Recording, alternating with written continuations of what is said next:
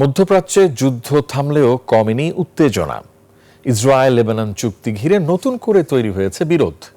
এই চুক্তিকে আত্মসমর্পণ আখ্যা দিয়ে সরাসরি প্রত্যাখ্যান করেছেন হিজবুল্লাহ প্রধান নাঈম কাশেম। একই সময়ে যুক্তরাষ্ট্রের হামলার জবাব দেওয়ার দাবি করেছে ইরান, আর লেবাননের সেনাবাহিনী শুরু করেছে নতুন কূটনৈতিক তৎপরতা। সব মিলিয়ে কোন দিকে যাচ্ছে মধ্যপ্রাচ্যের পরিস্থিতি? বিস্তারিত নীলাদ্রি ফারহানের রিপোর্টে। Lily Whipped Shea Mystic Glowing Body Wash. Secret to ultimate glow.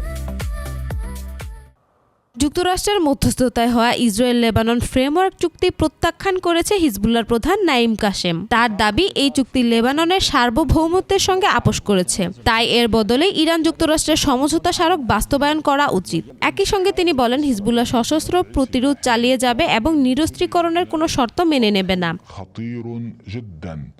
একই সময়ে লেবাননের সেনাপ্রধান মেজর জেনারেল রুডলফ হাইকেল যুক্তরাজ্য সফরে দেশটির প্রতিরক্ষা ও নিরাপত্তা কর্মকর্তাদের সঙ্গে বৈঠক করেছেন। সেখানে লেবাননের নিরাপত্তা, সীমান্ত সুরক্ষা, সেনাবাহিনীর সক্ষমতা বৃদ্ধি এবং টেকসই যুদ্ধবিরতি নিশ্চিত করার উপায় নিয়ে আলোচনা হয়েছে।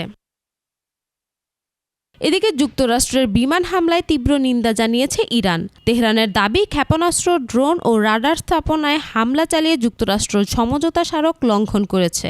এর জবাবে মার্কিন সামরিক স্থাপনাকে লক্ষ্য করে হামলা চালানোর কথাও জানিয়েছে ইসলামিক রেভলিউশনারি গার্ড কর্পস বা আইআরজিসি।